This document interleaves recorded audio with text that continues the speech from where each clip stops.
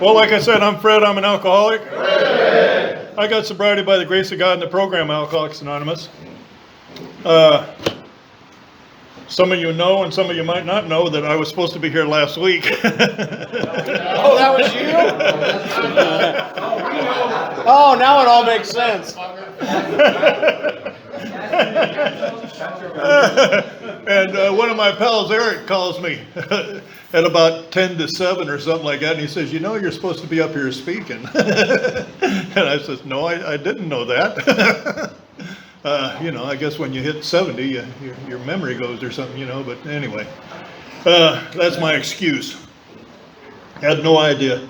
But here I am, and I want to thank Louis for asking me to share up here.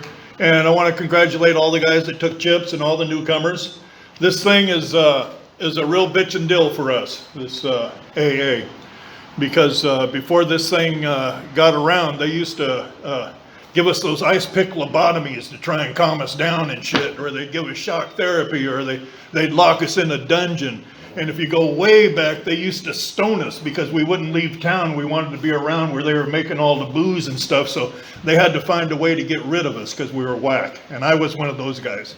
I never drank with the extended pinky, you know, and like, oh, ta-ta, you know, and I was a pig right from the gate, you know, and I started drinking pretty heavily when I was 15 years old. I got a job down at the city market, at the produce market, and I started bringing home, you know, a paycheck, you know, and my mom said that I could drink with my aunts and my uncles. So, and they all lived over in Lincoln Heights.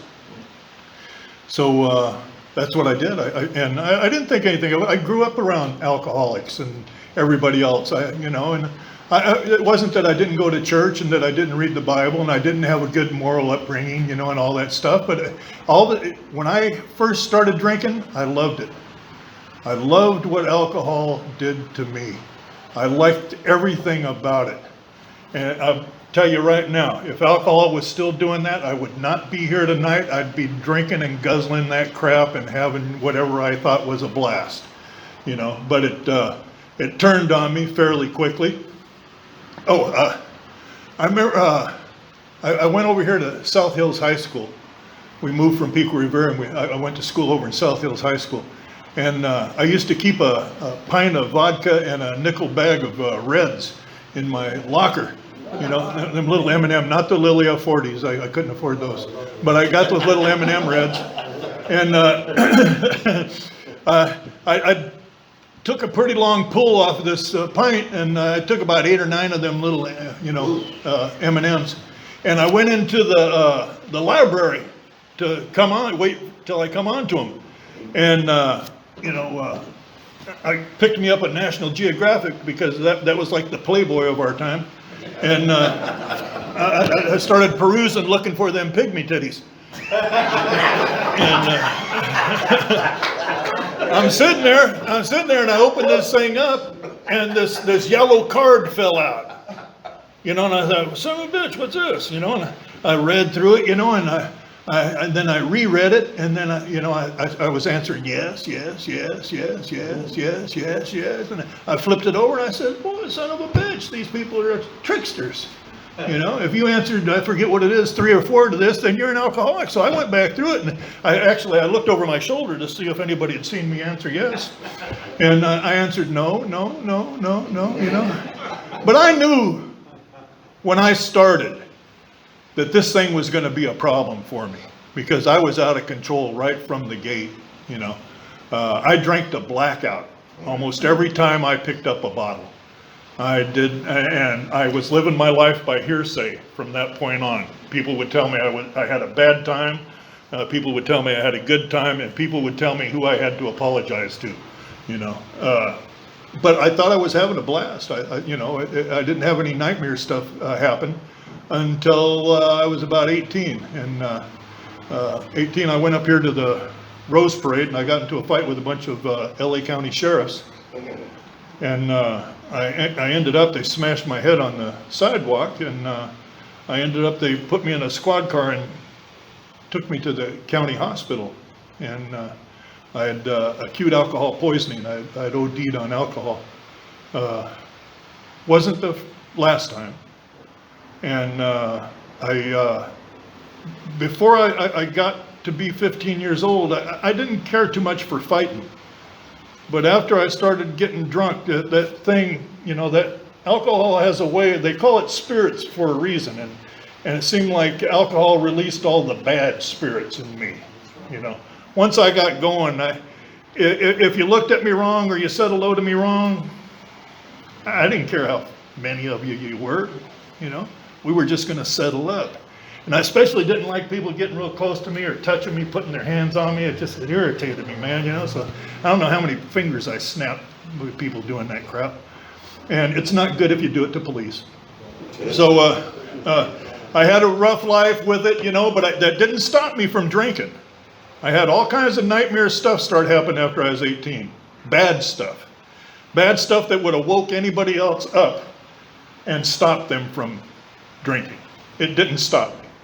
What did finally get through to me is I was coming from somewhere, I don't know where, and I was going somewhere and I don't know where, but I woke up because my car had changed lanes by itself on the 10 freeway.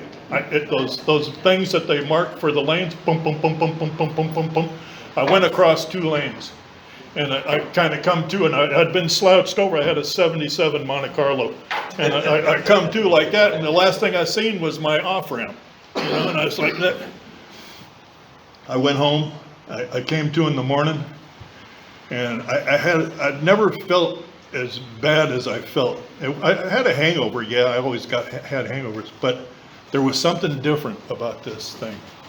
And I remember I went into the bathroom, and I kind of sheepishly looked up at myself in the mirror, and I said, I hate your guts.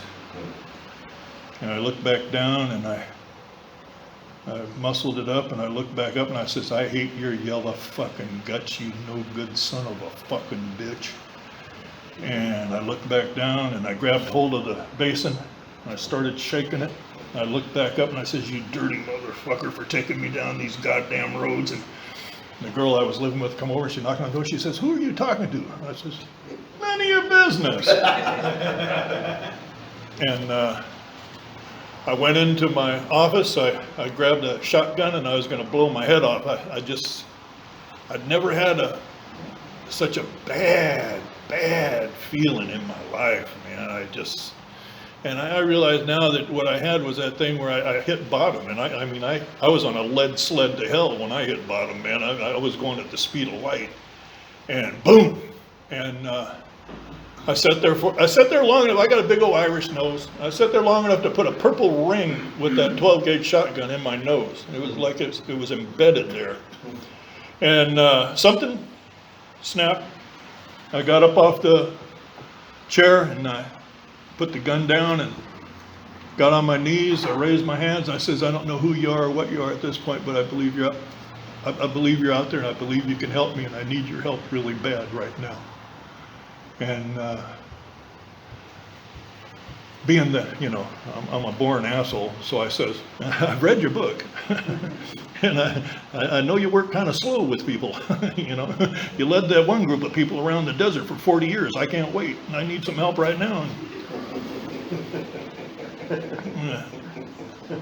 Next thing I know, I didn't know how it was going to happen or what was going to take place, but I knew I was going to be all right. I had this peace come over me. And from going from that to where I was here, I was just like, man, this is crazy. What's going on? Well, I started going to meetings. I ran into all the right people, like some of you have, Some of you, it takes a little longer to run into them guys, but I ran into this old LA detective over at the hut named Slats Henry. He has since passed, that's why I call it out his last name. But I walk into the place, and people wouldn't talk to me because it looked like people were flying in from different solar systems to talk to me because my head was so scrambled up, man. I just start giggling for no reason. And people were like, "Whoa, get the net," And I didn't say hello to anybody. I had an old field jacket, and I had 3 shells from a .357 I used to carry around, and I was like Humphrey Bogart, you know, when somebody stole the strawberries, I'd squeeze one off at somebody that I, you know, looked at me, you know. I was just whack. I thought everybody else was whacked, but it was me.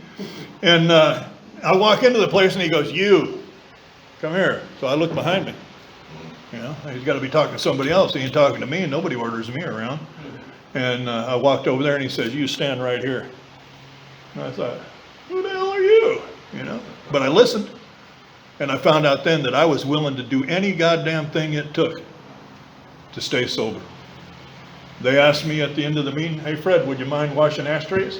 My head says, "I don't smoke. I quit smoking a long time ago, man. Ask that guy that smoked 3 packs while he was here, you know." But I didn't say that. I said, "Sure, where do I go?" When they asked me to, you know, pick stuff up and put the tables away, you know, I was like, you know, get somebody else, man. You know, I work. But I didn't say that. My head did a lot of that. I argued, but I answered in the positive. My head went negative, but my speaking come out positive.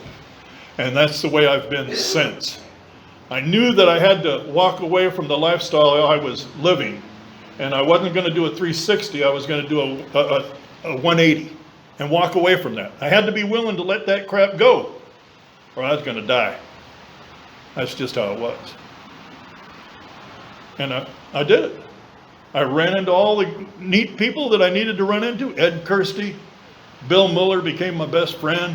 You know, I rode motorcycle all over the Southwest with that crazy guy, man. And I'll tell you, if any of you know Bill Muller or knew of him, everybody was all, you know, "Oh, he's such a great guy," and all this stuff. But you got him out on the road, and he become an obstinate little brat, you know. But we loved him. We were coming from Yellowstone down. We're in Wyoming. And we pull into this little market, like, out in the middle of nowhere. And we walk up, we get us a soft drink. And I told Bill, I says, "Hey, that's your voice." And he goes, "God, son of a bitch, you're right." The guy inside, the owner of the store, was listening to an AA tape that Bill Muller had made in 1980 or something like that, man, you know. Yeah, bitchin' deal. I've done what they've asked me to do with no regrets. My life has changed drastically. I know this. I don't know that you know this, but I know this. That God has done for me what I couldn't do for myself. God is my shield and my protector. I don't rely on a sponsor or a phone call to keep me sober. I know I go to the source, God. That was the best connection I could make. I understood that right off, because they have that one passage in the book where it says, you know, there will come a time when you're defenseless against that first drink, and you better have yourself squared away with your higher power. And that's what I do on a daily basis. I'm not bragging, but I wake up in the morning. I don't stand up. I roll out.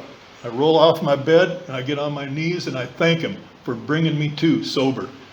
During the day, I'm constantly in some kind of communication with him, thanking him and praising him. And at the end of the day, I thank him for all the stuff he's blessed me with, you know. I've been very fortunate in this program. I've had an easy life. You know, when I used to go somewhere and do something, I always had it seemed like I was hiding under the table, snatching crumbs at the big feast and stuff like that, you know. And somewhere along the line, it hit me that God had provided my seat at the table of sobriety. Not you, not them, not it. God says, here, this chair's here for you, Fred. Help yourself. You don't have to go into there no more, unless you want to, but you can sit at this feast that I've prepared for everybody. And I was like, oh, man, you know, and enjoy it in abundance. Not really picking at it, you know. I'm just going to have so much air today. I'm just going to have so much of this good time today. No, man, grab hold of it and live it good. Quit staying in denial. Denial leads to negativity. And that's where we come from. I'm convinced that alcoholics are charged negative. And we got to learn how we can get ourselves charged positive, and I believe that that's through God and doing the right thing. If you're having trouble doing the steps, Get over it. You know, quit complicating it. This program is easy. It's simple. It's very simple. We do it one day at a time. You're up to it. Get on with it. And after you've had a day or two or three of sobriety, go out and show somebody else that you know that you can do it, that they can do it with a day or two or whatever, you know. And you don't have to wait till you're, 87 years sober. You know, sobriety starts with that first day. Enjoy it. And thanks for letting me share.